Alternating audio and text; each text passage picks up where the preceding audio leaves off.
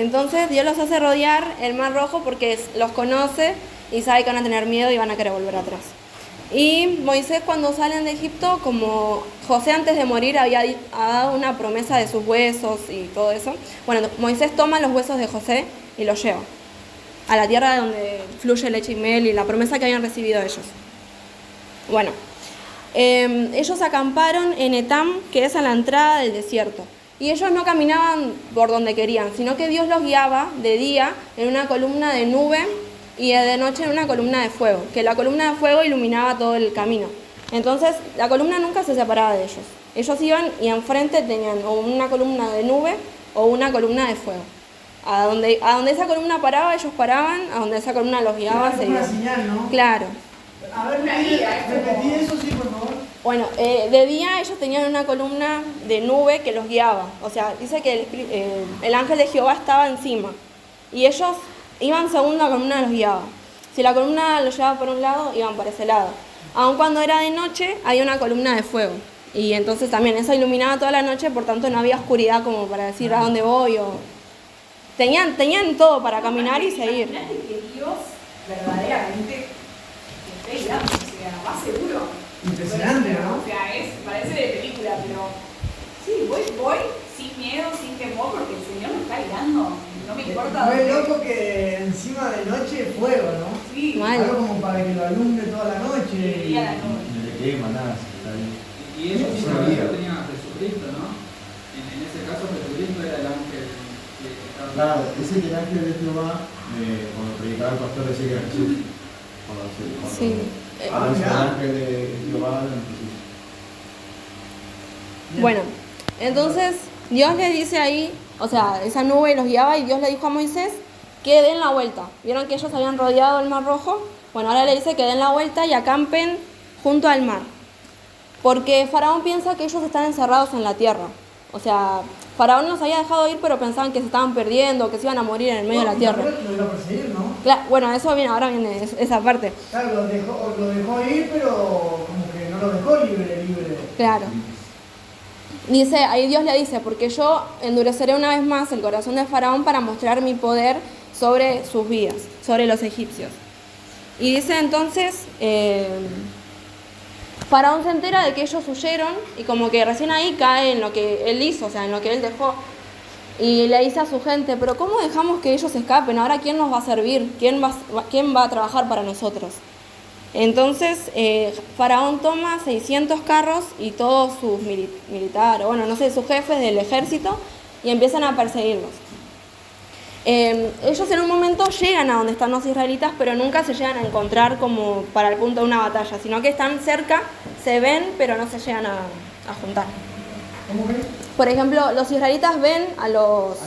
claro, pero no se llegan a encontrar. Claro, no llegan a alcanzarlo. Exactamente. Como que lo estaban persiguiendo, pero nunca llegaron a alcanzarlo. Exacto, bueno. Entonces ahí cuando los israelitas ven eso, otra vez se quejan. Y le dicen a Moisés, y tuvieron miedo, y le dicen a Moisés, ¿no había en Egipto mejores tumbas para morir ahí, en vez de morirnos acá en el desierto?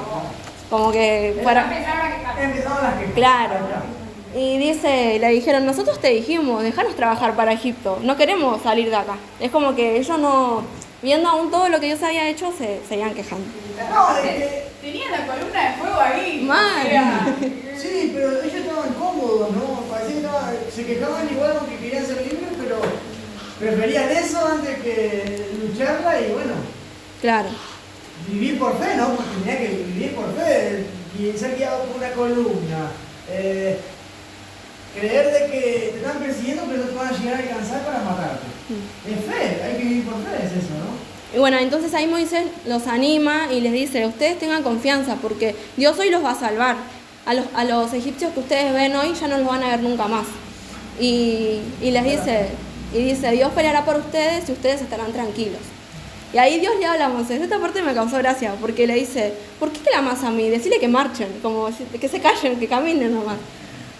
Y bueno, entonces ahí le da una indicación de que Moisés tenía una vara. Esa vara era con la que iba a abrir el Mar Rojo. Y le dice cómo tenía que hacer, alzar la vara para que ese mar se dividiera y ellos pudieran pasar en medio. ¿No? Sí. Para que los chicos sepan, ¿no? El pueblo de Israel también es conocido por ser rebelde, ¿no? Por ser quejoso, testarudo. Duro de Aunque era el corazón. pueblo de Dios, siempre se estuvieron quejando, ¿no?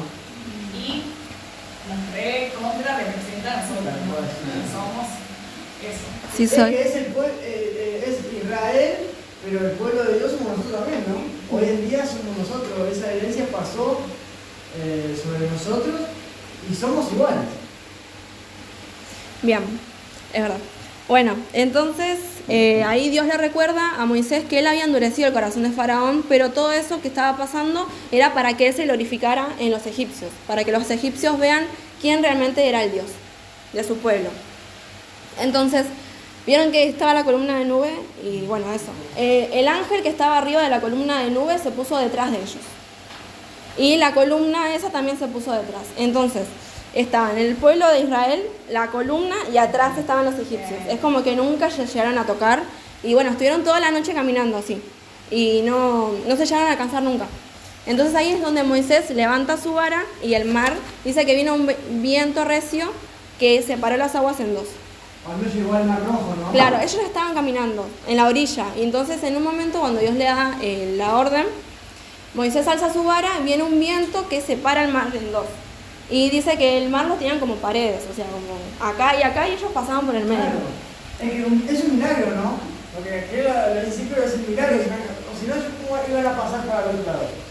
Si el mar no se abría, ¿no? Y los otros iban a alcanzar, ¿no? Aparte también algo sobrenatural. Claro.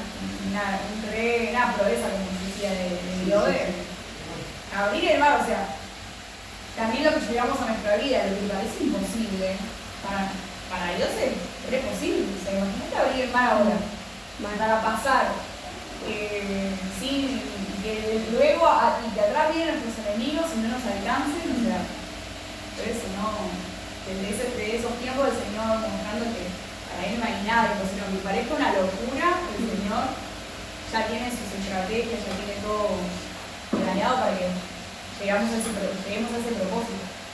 ¿Qué? ¿Y cuando llegaron ahí no se quejaron? Para que falta. Bueno, cuestión, los egipcios también pasaron con ellos. O sea, el mar se abrió, pasó el pueblo, la columna y pasaron los egipcios. Los egipcios entraron hasta la mitad del mar. Bueno, y dice que en la vigilia de la mañana, creo que es, bueno, más o menos entre las 2 de la mañana y las 6 de la mañana, como que Dios los ve al pueblo egipcio desde la nube y empieza a confundirlos, empieza a trastornar, tipo a enloquecerlos, y dice que le saca las ruedas de los carros. Y ellos como que empezaron a turbarse y no entendían nada y dijeron, bueno, vamos a escapar porque realmente este es el Dios de Israel es un Dios poderoso y realmente los va a salvar a ellos. O sea, como que se dieron cuenta quién era Dios. Y ahí Dios también cumple su propósito, glorificarse y que se den cuenta quién es Él. Entonces, ahí Dios le dice a Moisés que extienda su vara nuevamente para cerrar las aguas. Y dice que ahí vino otra vez las aguas con fuerza, se cerraron y todo el pueblo egipcio quedó cubierto de las aguas, todos quedaron ahogados y no quedó ni uno. Qué loco, porque ellos habían entendido y igual murieron. Claro, o sea, ellos murieron porque quisieron escapar. Claro, Están en la porque mitad. Vámonos, y total ya no lo vamos a alcanzar, Dios Claro. siempre lo va a salvar. Claro. ¿Ya habían entendido que se iba a ir para atrás? Sí, pero viste que ahí Dios iba a cumplir lo que les dijo, ya no van a ver más a los egipcios, nunca más. Ah, Entonces como que ahí también el pueblo vio eso. Y al pueblo ver esta hazaña tan grande, dice que ahí empezaron a creer en que Moisés era el elegido de Dios. Como que empezaron a creer que era el siervo de Dios y empezaron a creer a sus palabras. Por ahora. Por ahora. No me Fue la spoiler. primera plaga ya hubiese creído, tipo. No. sí, pero viste, prima, porque ahí es muy importante también el alrededor, ¿no? Porque ellos movían en grupo, o sea, era como una manada, ¿no? Y vos decís, yo hubiese pensado, pero capaz que si todos nosotros pensamos de la misma forma, como que tu pensamiento te lo ahogamos, ¿no? Sí, o capaz que dentro de ese pueblo había gente que lo reconocía a Moisés como. Es que habían como unos principales dentro de todos, pero sí, la mayoría era lo que Aparte, Ron, viste que habían hechiceros también, o sea que milagros o cosas así grandes, los hechiceros también hacían cosas medio parecidas. O sea, no era algo que no veían tampoco, ¿entendés? Entonces ellos mismos se podrían haber confundido tal vez. si cuando Moisés tira la vara y se convierte en culebra y después va y los egipcios hacen lo mismo, por más que la serpiente devoró a los demás, es algo que también lo podían hacer. Pero también no creían ellos, todo porque el faraón más endureció su mano. Y más los hacía trabajar fuerte. Claro. ¿Para qué? ¿Qué están haciendo que ustedes peor? Claro, pero yo digo que en el tema de los milagros, ahí en Egipto o en otro lado también había hechicería, brujería y lo Claro, y como podían imitar lo algo que dice parecido. Irma es como que no es que fue algo nuevo. Claro. Pero viste que en las últimas plagas ya hasta los hechiceros no sabían hacer. Ah, sí, no. Ah, sí. Era algo que ya... Por ahí dije que había algo parecido, no es que hacían lo mismo. Vamos, pues, ¿Sigo? Bueno. dos celulares, ¿no? Sí, es que acá tengo la otra versión.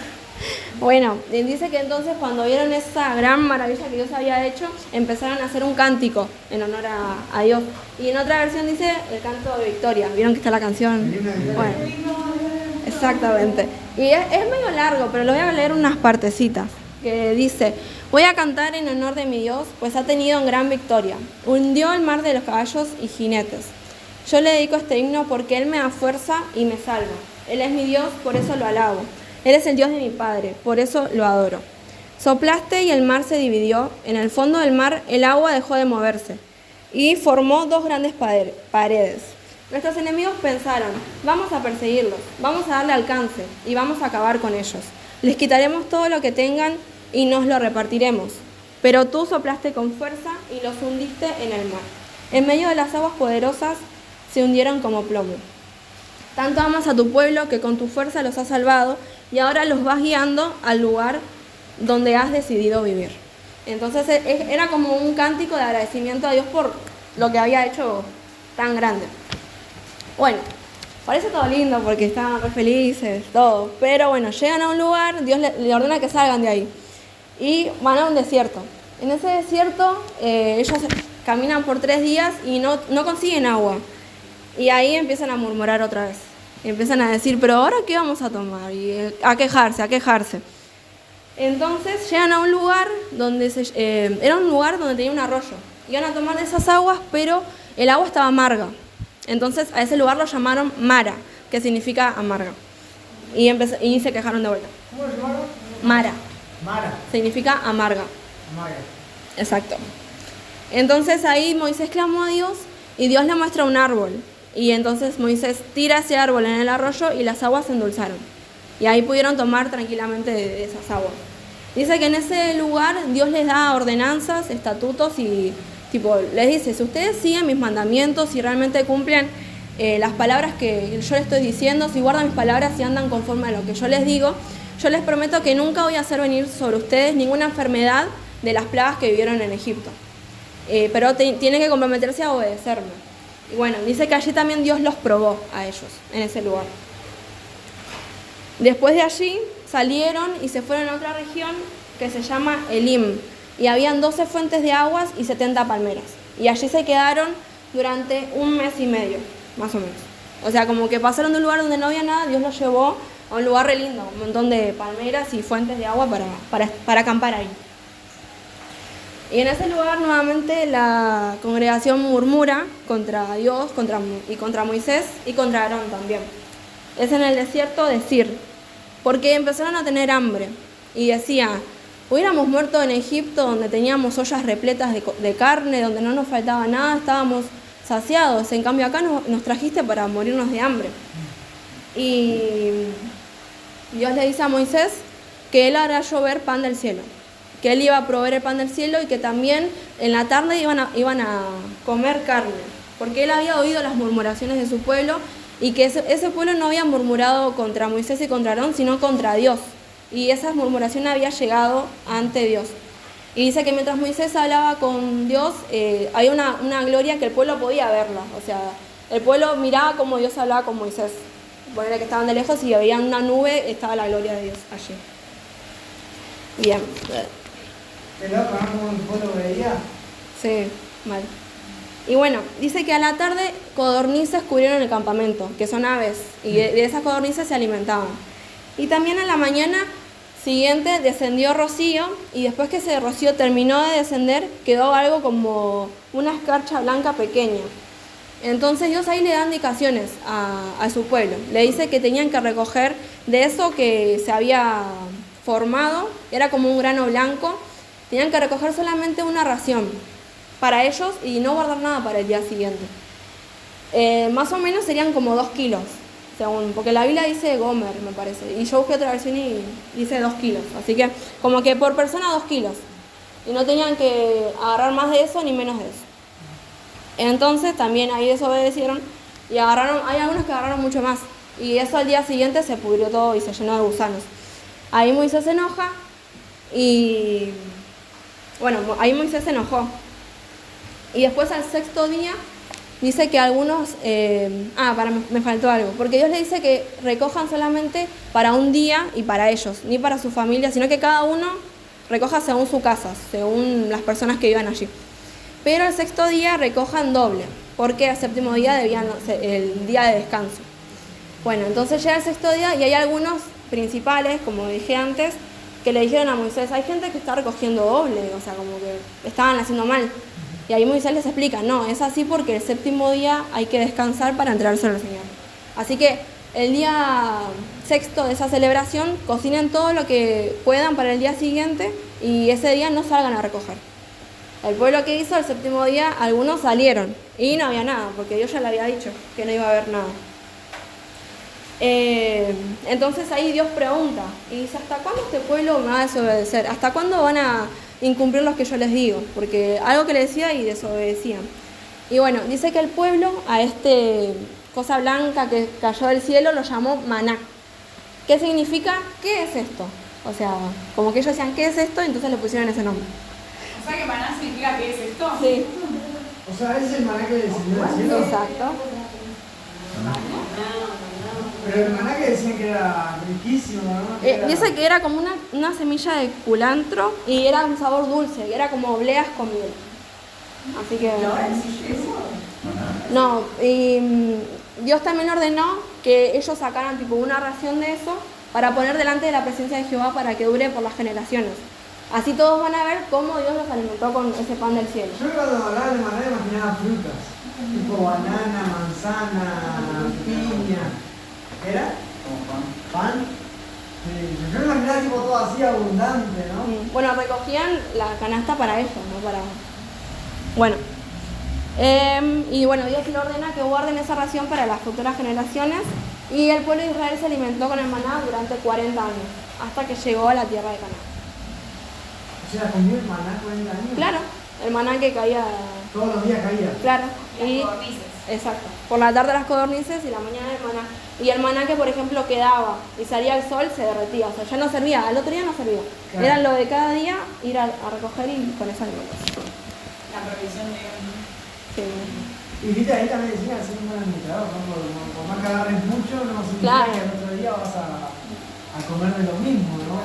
No, y aunque uno quiera Saciarse. guardar y ser, si no está bajo la dirección de lo que Dios dio. Y también que hay que alimentarse a diario, ¿no? Eso lo dije. No, No, pero hay la mucho, palabra. hay Guía de su mucho. alimento. Y que, por ejemplo, ellos querían comer carne y todo, y Dios, viste que aún su capricho lo cumplió, ¿no? Así que bueno, esa fue mi... Mirate. Sí. Agarré fácil. Bueno, le pongo pausa. Chao.